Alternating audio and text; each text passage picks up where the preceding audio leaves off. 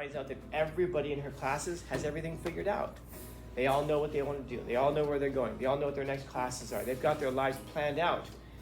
And she's the only one who doesn't have it all planned out. And I asked her, well, do you talk like you do? And she's like, no, I don't even pretend to. I said, that's what makes you different. It isn't the not having everything figured out that makes you different. Almost nobody has it figured out. I mean, if you're right now at 16 years old, 15 years old, and you don't know what you want to do with the rest of your life, there's nothing wrong with you. If anybody who sits here and says, I know what I want to do, they're the exception. But what the rule really is most people will say that they know what they want to do with the rest of their lives, or they say they haven't figured out, but they really don't. The real exceptions are the people who will admit that they don't, and then the very few people who actually do have what they think is figured out for what they want to do with the rest of their life. But again, if you're like 15, 16, and you don't know what you want to do with the rest of your life, that's good. I'm 44, I have no idea what I want to do with the rest of my life. That's a stupid way of me asking it. What other benefit is there to being sympathetic rather than direct like that? You can put yourself in their shoes, you can understand the situation more to a point where you can try to solve what they're trying to go through. Mm-hmm. Yeah. It also puts you in a position of caring. Because if you think about people who we refer to as crazy, we don't do it as a way of trying to establish some level of sympathy for people. We do it as a way of distancing ourselves from people. That person's crazy. Therefore, they're not like the rest of us. And if they're not like the rest of us, then that means that we don't have to treat them like the rest of us. We don't have to feel the same way. I mean, when you think about how it is that we refer to homeless people, we don't even look them in the eye. We try to avoid talking to them. We try to avoid treating them certainly, but also even just thinking about them as human beings. Because as soon as we think of homeless people as human beings, well then, that creates a level of responsibility for us. Because if they're a human being, then we have to treat them like a human being, and that's going to mean some level of decency and dignity. Saying hi to them, not locking your door when you pull up next to one of them, not just ignoring them as they're standing there with a sign, and they walk right past you and they're staring right there at you. And you might think like, oh, it bothers me when they're staring at me. True. Imagine how much it also bothers them to have to stand there with a sign. And we might think, well, yeah, but they're there because of alcohol and drugs. And if you give them money, that's all they're going to spend it on. Not like any of us, right? We don't know anybody, we don't know any of our friends who do that, right?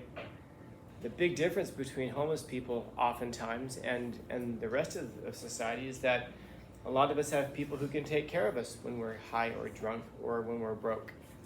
And a lot of times people who are homeless simply don't have people who can take care of them that way. Or because they have a mental illness combined with the drugs and alcohol.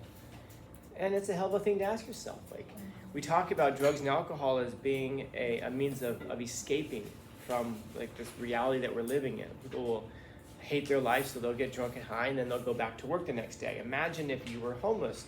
Imagine if you were having to beg for every penny that you got. Imagine if you were sleeping under a bridge and you're eating out of a trash can. Would you not use whatever money you had for drugs and alcohol to just forget about that life that you're presently living? Is it so hard for us to understand that people would do that? Yes, people would do that. Not just homeless individuals or whatever, but actual people would react in very human ways. It makes all the sense in the world. And so, as soon as we start thinking about homeless people like that, then we have to start treating homeless people as people. And that doesn't mean necessarily give every one of them a house, because a lot of times there's mental illness that's involved. But that means that we have to understand them as people with individual problems. If I were to, one of the things I really like about reading your letters of introduction is getting a sense of who each individual is in here.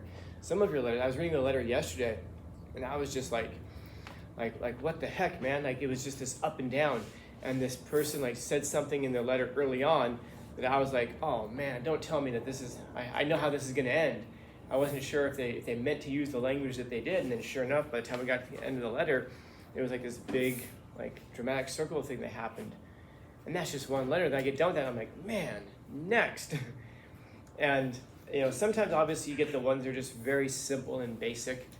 But like I was reading one yesterday about, I won't give too many details because but just the person who was just introducing their pets. Oh, their pets keep dying. It's just like, well, you got this one pet, and it died. And this next one, and it died. And I was like, oh man. And got to the end, I was waiting for the pet that lived. I was like, what? I want some kind of closure on this. And then that's just another single individual. You realize that every single individual who gives me one of those things is a person. And you're not even like trauma dumping on me, meaning that every single one of you, along with the things that you've told me, also have individual problems. And the reason I like those things is because you understand that you can't just go in and just give like one approach to teaching, because you have to try to hit groups of, not just groups of people, but individuals that make up these groups. And you see that the same is going to be true about dealing with homeless people. They all have individual problems that have them, that got them there. There could be general categories of problems, but no two are going to be the same. We'll use like a general category like, oh, there was abuse. And I'm like, oh yeah, abuse. But it was very specific to that person, a very specific individual, very specific circumstances, very specific time in their life. And if you don't understand those specifics, you can't fix the specifics. You have to know them. And so as soon as you start seeing people as people, then you understand that those individual problems have to be addressed then, therefore, individually, because everyone's an individual. That's why it's convenient for us to just think of people as groups. Oh, everybody who is like from this country is this way, or everybody who's of this race is that way, or everybody who's of this sex is that way. It's a shortcut to thinking, and it makes it simple for us, but it makes us wrong. It's counterproductive, and is dehumanizing to the individuals who make up the groups that we assemble on their behalf.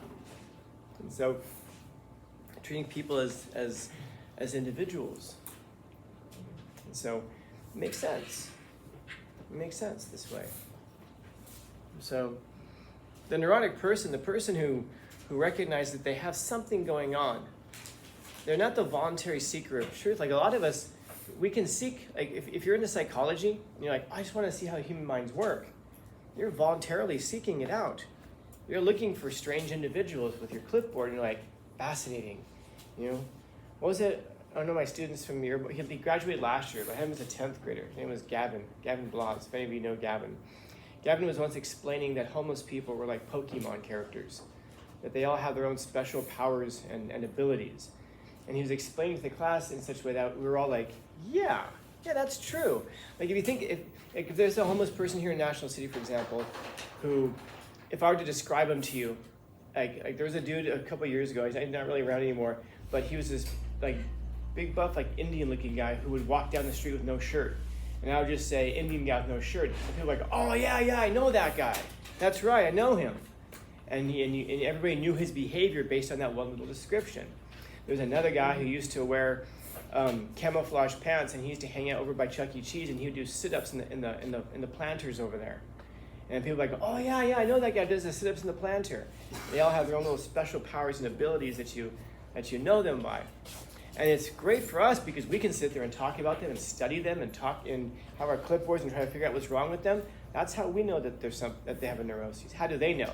They can't avoid it. They're not voluntarily seeking the truth about themselves. They get smacked in the face with it every time they wake up. In other words, they find out that there's something wrong with them. They weren't seeking it out. Just one day, all of a sudden, you look around and you see, why is everybody looking at me like I'm strange? And then maybe somebody, if they're kind, will tell you in a gentle way what it is that you're doing that has people looking at you like you're strange, and you start to realize, I am strange. And by strange, all I mean is that you're not the same as everybody else. You're non-linear, you're different. Strange doesn't have to be a terrible thing, although we use it as a pejorative. Instead, strange just means not the same as the norm, what most people are. And so people who have neuroses find out that they have ADHD because they realize that they aren't processing things the same way as everybody else. They realize that they're not thinking the same way as everybody else. At one point, everybody's sitting around staring at you, and you're doing sit-ups in the planters over by Chuck E. Cheese, and you realize, there's something different about me. The rest of us can stand around, voluntarily watching and seeking the truth, but if you're suffering from depression, you don't maybe even necessarily even understand that you have it, because you don't realize that not everybody thinks the same way as you. You might just be thinking, well, everybody feels the way I feel, and then you start finding out that everybody doesn't feel the way you feel, and that's the real torture of it all, when you realize that there's something different about you, because you can go one of two ways with that. There's something different about me, and I can try to change that about myself. I'm not saying fix, I'm not saying repair, but change that thing about myself. Or you sit back and figure, I'm uniquely cursed. There's nothing I can do about this. And there's something wrong with me, and everybody else is fine. In a general sense, you see this a lot, actually, with the 12th graders, I do anyway, where I have, actually better yet, I have a student who graduated last year who just sent me a message on Instagram recently and was saying that, she's in college right now, she's at a community college, and she was saying that it bothers her because she finds out that everybody in her classes has everything figured out. They all know what they want to do. They all know where they're going. They all know what their next classes are. They've got their lives planned out. And she's the only one who doesn't have it all planned out. And I asked her, well, do you talk like you do? And she's like, no, I don't even pretend to. I said, that's what makes you different. It isn't the not having everything figured out that makes you different. Almost nobody has it figured out. I mean, if you're right now at 16 years old, 15 years old, and you don't know what you want to do with the rest of your life, there's nothing wrong with you. If anybody who sits here and says, I know what I want to do, they're the exception. But what the rule really is most people will say that they know what they want to do with the rest of their lives, or they say they have it figured out, but they really don't. The real exceptions are the people who will admit that they don't, and then the very few people who actually do have what they think is figured out for what they want to do with the rest of their lives. But again, if you're like 15, 16, and you don't know what you want to do with the rest of your life, that's good. I'm 44, I have no idea what I want to do with the rest of my life. I'm still trying to figure that out. I didn't think I'd be here as long as I've been here right now. I've been here way longer than I was going to be here. I really like it. I dig it. But if something better comes along tomorrow, or something that's more interesting tomorrow, if the Dodgers come and offer me that contract to play third base next year, I'll be there. I don't think that's going to happen. Or if the Navy finally comes along and lets me be a combat aviator, I would do that. But I get car sick, so I could never do that. And so, if you don't know what you want to do with the rest of your life, it's no problem. There's a whole world of stuff out there. I'm almost shocked when people do know what they want to do with the rest of their lives. And if you know what you want to do with the rest of your life, that's cool. That's dope. I'd be surprised if you end up doing that just because your interests are going to change. Not because you can't do it. It isn't like you'll never be able to do that. No, it's just because you'll be surprised when you go to college to do something, or if you go into the workforce to go do something, what you come across that changes your perspective, changes your mind. And the same is true in that perspective as well, that sometimes you can find out what you want to do because you're voluntarily looking at things. Sometimes you just stumble into it. You weren't even expecting to. So, yeah, the neurotic person is not trying to find out what's going on with them. They just kind of all of a sudden get confronted one day with something like, there's something that's different about me. And then again, it's how we frame it. Something wrong with you? No. Something different about you? The real question is, do you want to change it? That's what a therapist will do. A therapist will ask you, do you want to change this? If you want to change it, we'll help you change it. We'll help you change it. If you don't want to change it, then it's like, all right, go about your life, enjoy it. But when you get to a point when you're like, I don't know, I have anger problems, I want to fix that, that's when a therapist can help you. If you're like, I get angry really quickly, are you happy with that? Yes. All right, nothing to do then. But if you want to make those changes, that's where therapy comes in. That's where psychology comes in. That's where psychoanalysis comes in. So, questions, comments, concerns, complaints, criticisms, critiques? Dope. Happy Wednesday.